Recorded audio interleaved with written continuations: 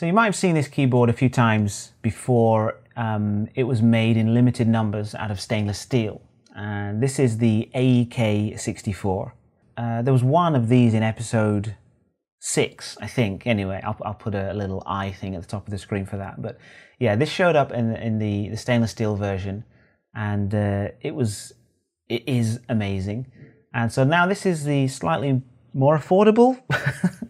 Can't really say slightly more affordable if you know how much this costs, but this is the aluminium version. A couple of weeks ago, some aluminium cases went on sale, and they promptly sold out while I was sleeping. So I was very annoyed when I realized that. When I got to work and I realized that they'd all sold out before I even knew about it.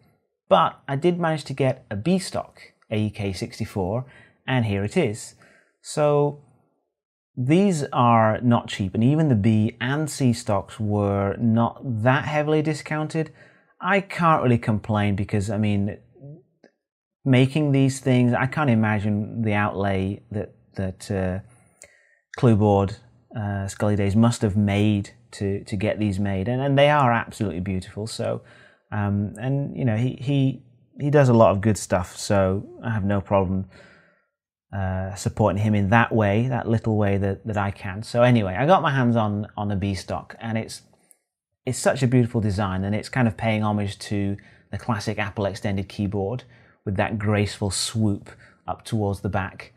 So this one, as I said, it's a B stock, so it has a few minor scratches, mostly along these edges.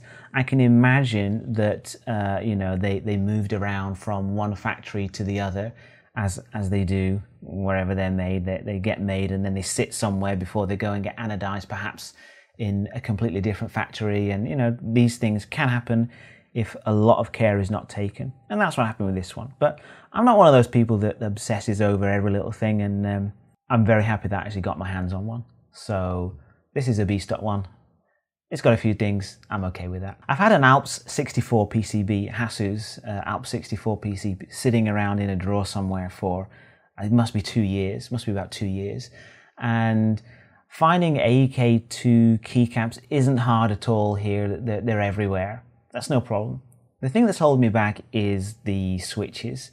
So I have my Monarch, which I love, and it has cream dampened Alps in it, but I refuse to build this one unless I have some switches worthy of it. So for me, this means that now I'm on the hunt for some orange, yellow or green Alps.